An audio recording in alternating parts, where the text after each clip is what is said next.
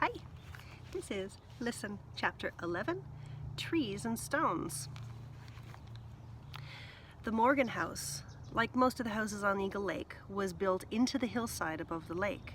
The upper floor was originally all there was, the lower floor having been added on the lakeside later by remodeling the garage and building an addition. It is on the lower floor that Sarita lives, in what used to be the garage. A big room with a sink, a tiny refrigerator, and a couch that opens into a bed. Beyond Sarita's room, past the stairs that come down from the lake room above, past a hallway with a bathroom, behind a perpetually closed door, that means always, is the addition, Charlie's mother's studio. Charlie stands in the shadowy dark hallway, staring at the closed door. It was her mother's studio, she thinks.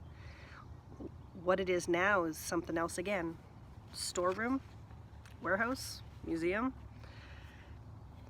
She has not gone into it the way she hadn't walked the woods trail since she was 10 years old, and her mother's real voice, her real, living, breathing self, filled it with activity and life.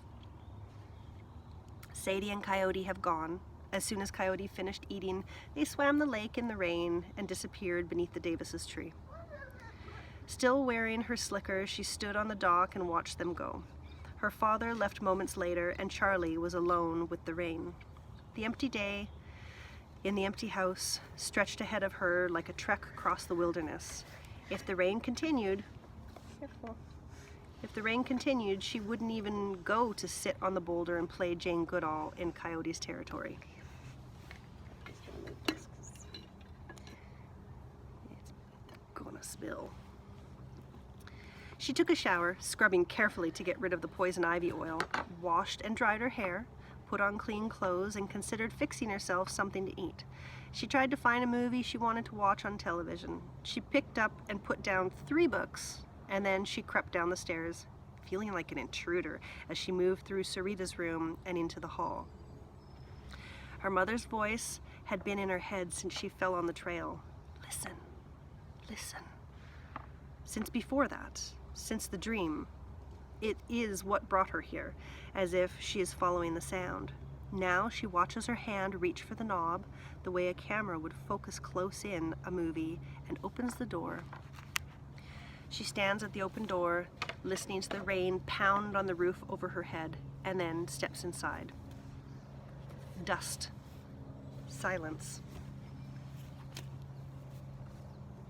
She touches the wall switch, and the long room is flooded with light, too much light. Quickly, she turns it off and goes to the desk by the nearest window to turn on a reading lamp. Her mother's photographs, some framed, some only matted, cover almost every inch of the wall above the built-in cabinets that line much of the room. Each one is a photo of some bit of Eagle Lake. Her mother believed that all of nature could be found in any part of it. I don't have to go any farther than our woods, she used to say. Until someone who had seen her work lured her away to a rainforest in Brazil. Charlie would never know why her mother went, what she found there. Whatever pictures she took vanished from the world as completely as she did when the plane went down. On the floor, leaning against one leg of the work table that takes up the center of the room, their brown paper-covered backs facing her, are the framed photos Charlie took down from the walls of her room the day of the funeral. She doesn't even remember now what they are. She leans down to the first one. Mistake. Seeing it is like a blow to the stomach. It's the picture her mother took for her of the fairy castle. It isn't really a fairy castle, of course. It's only the stump of an ancient pine tree, broken off a foot or so above the ground. The black and white photo was taken early one morning when the mist was still rising from the moss in the first rays of the morning sun. The plates of the pine tree's bark, layer after thin layer, formed a jagged ring of concentric circles, the castle's battlements. Around the central core, a space like a courtyard carpeted with moss. In the middle of the courtyard, a tower of splintered wood, crusted with lichen, rises another foot. Between 2 roots, a hole leads into darkness beneath, like an entrance to the mysterious interior. It was Charlie who named it the Fairy Castle, playing there while her mother took photographs or waited to take them. A million times she must have imagined herself going into the hole between the roots, down into the darkness, and then up again into the candlelit, glittery room of the castle. The kitchen, the bedrooms, the dining hall. The stump must still be out there, just a plain old stump, like plenty of others, probably nearly hidden now by leaves that have never brushed away, as she used to do to keep the courtyard clear, the entrance open. But it was magical when she was little enough to believe, almost believe, in fairies. The photograph used to hang on the wall across from her bed where she could see it as soon as she opened her eyes. Even now, she can almost see a figure standing in the castle courtyard, dressed in shades of brown and green, slim and winged, like a dragonfly with transparent, iridescent double wings. Charlie turns the photo around again and straightens up. The cheerful, friendly clutter that was her mother's way of working has been tidied away. Her father, or Sarita, has packed most of her mother's belongings into boxes that stand open on the table. By the door at the far end of the room that leads outside, boxes are stacked on the daybed under the window. The bigger equipment has been draped with cloth, standing now like hulking ghosts. The door to the darkroom stands ajar. The sign that used to warn Charlie away when the darkroom was in use, hanging crooked from its hook. She has been right to stay away from here, she thinks. She goes to turn off the lamp and notices a stack of books on the desk. They are new and all the same. A coffee table book she's never seen. Trees and Stones Will Teach You by Colleen Morgan. Charlie stares at her mother's name. Colleen Morgan. What use is a name when there's no person attached to it? No person to answer if you say it out loud? The book's cover photo, taken from the water, is of the sweet gum her mother called Tree.